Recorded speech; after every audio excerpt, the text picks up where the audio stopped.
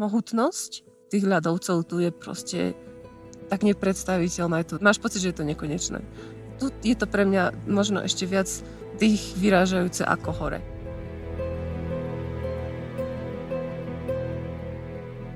Pakistan. Pohorie Karakoram. Naša expedícia začína v malej dedinke na konci sveta, Askole.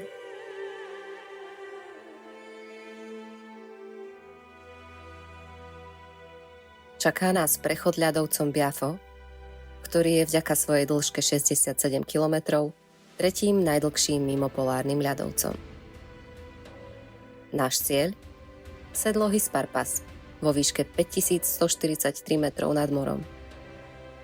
Tu sa k Biafu pripája ľadovec Hispar a spolu tak tvoria najdlhší ľadovcový systém mimo polárnych oblastí o dĺžke 116 kilometrov.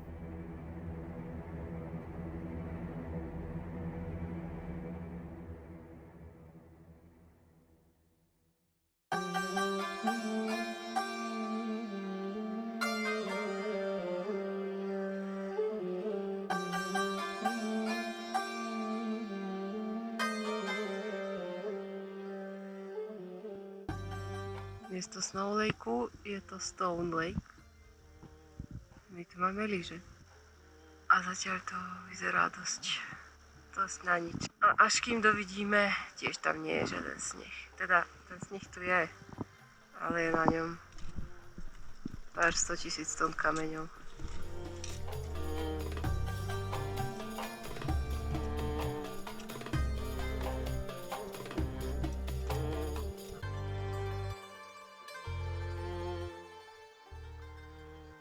Takto nás to tu v noci zasnežilo. Teraz to len vyzerá, že to je zasnežené, že to je v pohode a schodné, ale je to niečo šialené.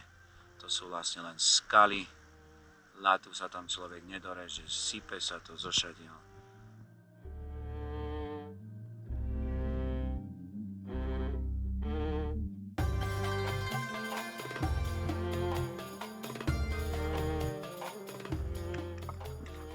Toto je taký vysokohorský nosič. A kde sa tu dá, prosím vás, lyžovať? Ja tu nevidím veľa snehu. To by aj mňa inak zaujímalo.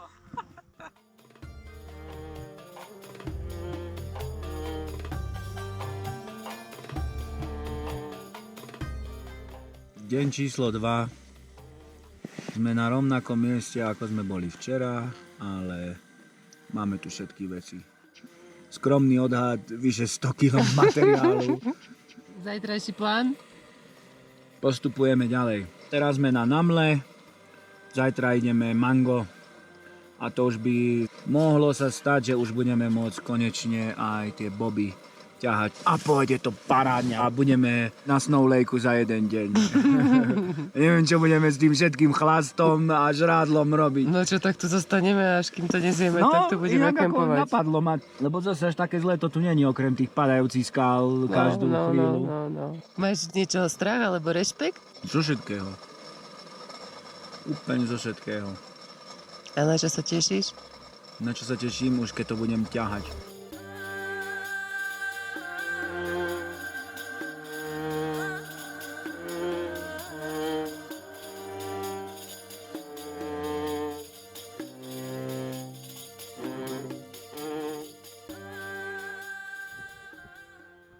Sme 10 kilometrov od začiatku ľadovca. Ono to znie 10, to dám. To mám aj za 32 minút, som to mal odbehnuté, ale ideme to vlastne 5. deň, bolo to niečo hrozné. Vlastne všetko sme museli ísť 2-krát, niektoré úseky až 3-krát. Ale už za chvíľu to budeme ťahať a to je jedna obrovská pozitíva. Teraz je to vlastne najčistejšia časť môjho tela.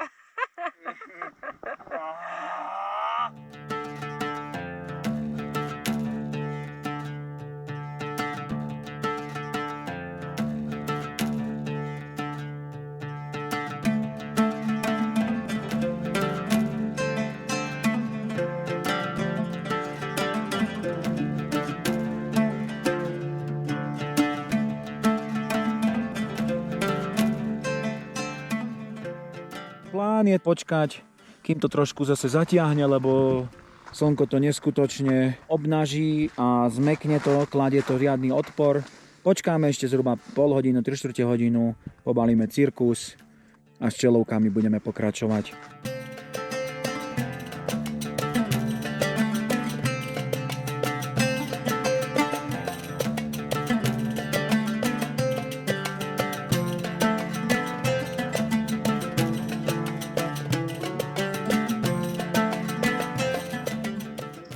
Spíme šialene málo. Prečo vlastne postupujeme tempom, akým postupujeme? A jedna z odpovedí je tá, že 3-krát za deň musíme baliť a rozbalovať cirkus. A to sú neskutočné hodiny. Napriek tomu, že sme si to trénovali, zohratí sme, tento chlad a vietor sa proste nedá natrénovať. Tým, že sú tieto enormné zimy, tak aj ten katabatický vietor je ozaj drastický.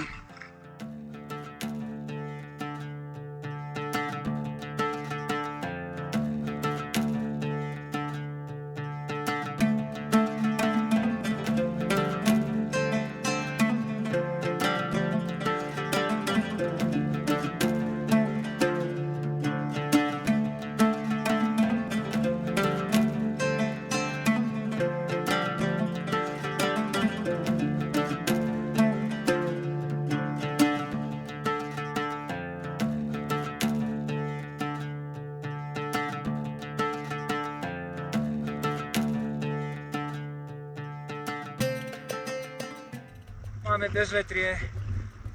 Vyzerá to, že ako sme si to naplánovali, na to najkrajšie svetlo sa dostaneme do pasošu.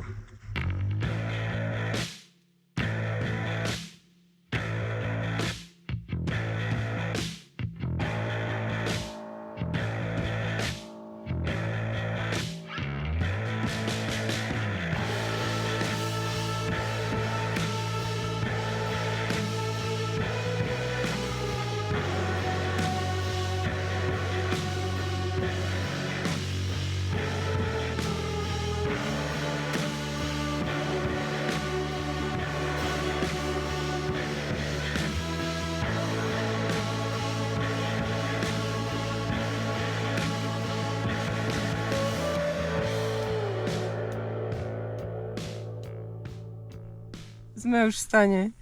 Kupčok robí kakao S rumom. Aj keď rum nemáme. Že kakao s totraňákom je ešte lepšie. To je pravda. No gratulujem ti, dala si to úplne parádne. Ďakujem, ale ako sa vôbec cítiš? to nebolo ľahké. No krásne veci nikdy nie sú ľahké. Inak ale musím povedať, že viacej sa mi to páči tu, ako sa mi to páčilo hore v páse. Tá mohutnosť tých ľadovcov tu je proste tak nepredstaviteľná. Máš pocit, že je to nekonečné. Tu je to pre mňa možno ešte viac dých vyrážajúce ako hore. Ešte vlastne máme dneska najvyššiu noc. 4:08 skoro.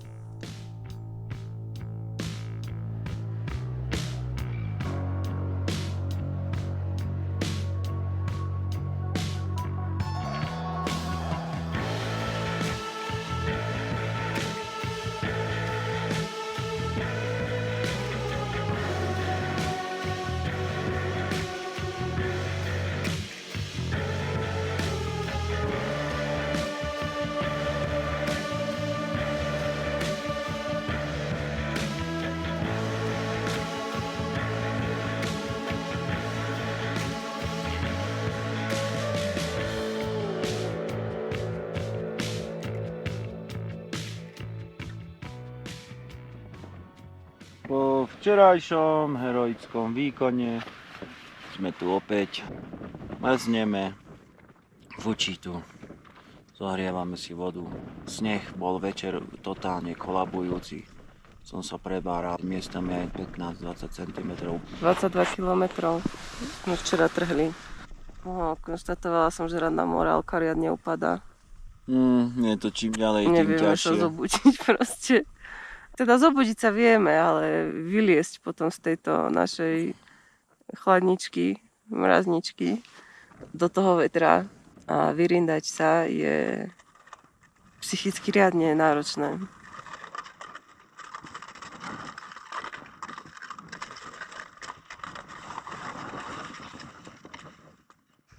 hore sme mali neskutočné šťastie, že bolo to v dlhej dobe škaredo, čiže nám to všetko pozakrývalo a mali sme to parádne. Ešte teraz nás to ide riadne zničiť.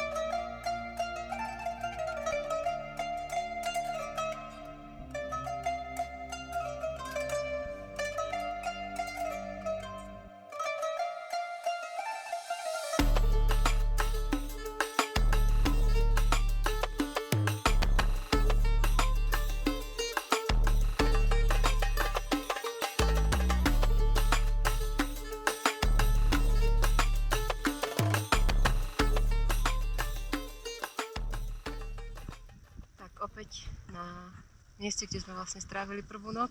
Zajtra do obedu by mali prísť portéri, keďže máme toho stále dosť veľa a na jedenkrát to nie sme schopní odniesť, tak sme sa rozhodli, že vyskúšame pomoc portérov a budeme mať poslednú noc nášho Snow Lake tripu, aj keď teraz to opäť vyzerá ako Stone Lake.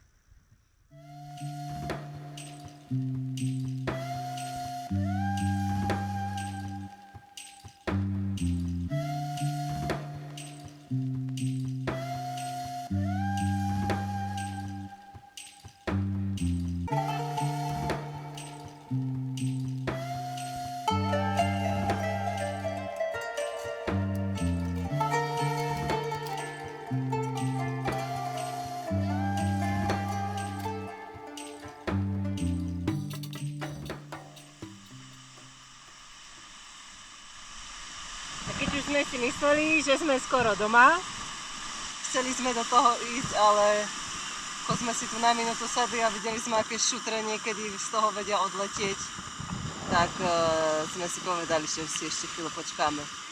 Tento bol tiež dobrý. Po tomto všetkom, cez čo sme si prešli, ešte musíme tu úzučky, chodníček, dobre, že nie v kolmej stene,